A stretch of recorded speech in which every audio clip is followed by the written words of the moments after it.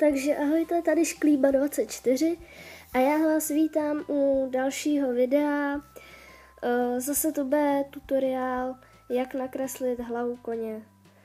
A můžeme se vrhnout na to, bude to, jak jsem slibovala, ta hlava koně z drezurního pohledu spíš, než tam ten, co tam byl. Tak můžeme to. Jako první si načrtneme takhle, já nevím, jak tomu říkat, základy a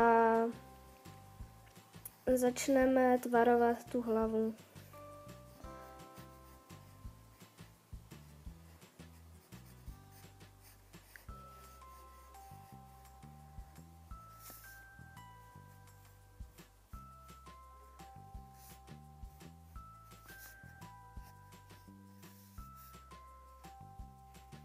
Aby měl hezky vyklenutý krk, tak to musíme udělat trošku přece jen drezurněji.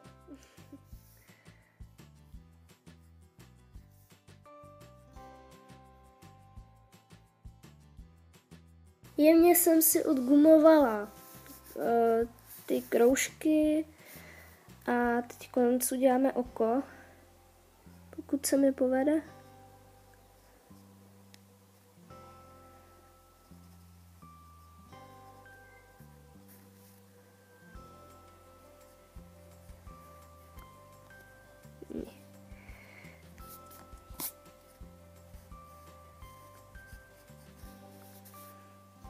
Nozdra.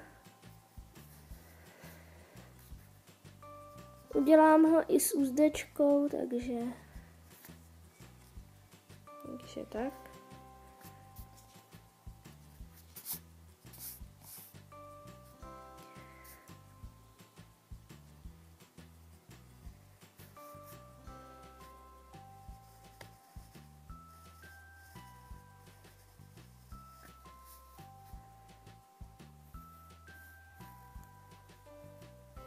Podhrdelník, takhle hezky čelenku, hřívu uděláme až na konec.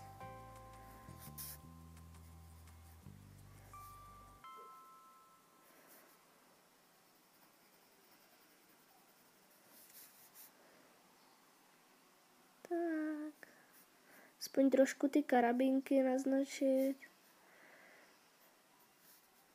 Já to kreslím hrozně malý, ono je to oproti mému prstu takovýhle, protože jak si nemám stojan na tablet, takže to nemůžu kreslit jinak. Nánosník a uděláme zase řemen takhle.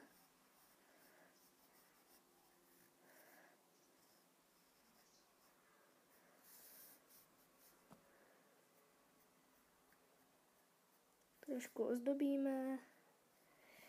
Tak. Děláme otěž, jakože ho má někdo na otěži, takže to uděláme takhle rovně.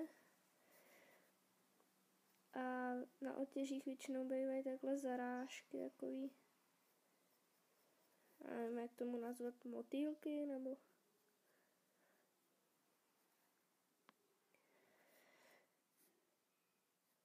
druhá otěž.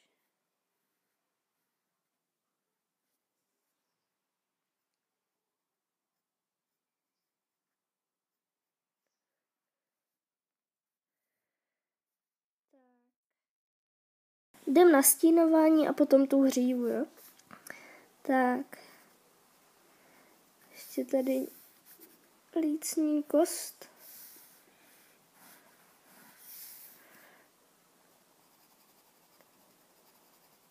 Od čumáku to protáhneme takhle. Potom zvýrazníme ještě tu úzdečku.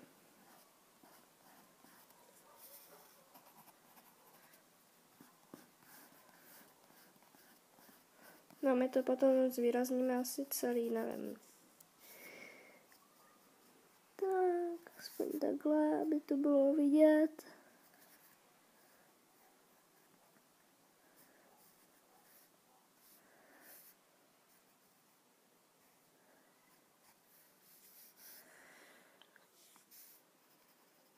To zadní ucho vystínujeme víc, protože tam je ten stín, takže pochopitelně tam nedopadá světlo.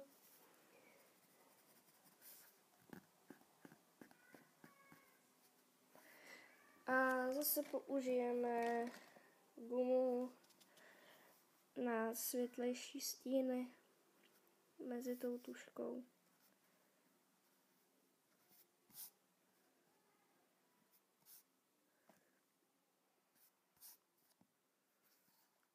A zase je to trošku ostřejší, takže to trošku zaoblíme.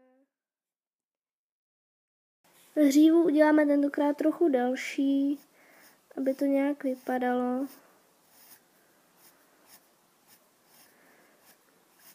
Myslela jsem, že nakreslím tu vlnkovanou, ale to by asi nebyl moc dobrý nápad. Jak se tak na sebe koukám. Tohle je vlastně hříva, že to je z druhé strany takhle.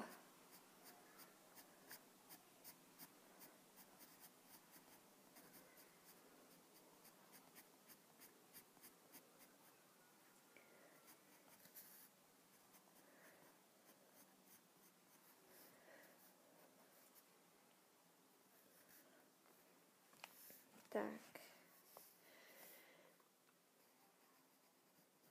Ještě pár detailiků.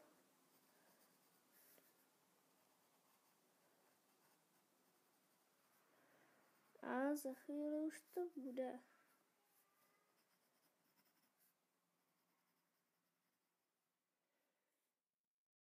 Tak já doufám, že se vám tenhle tutoriál líbil.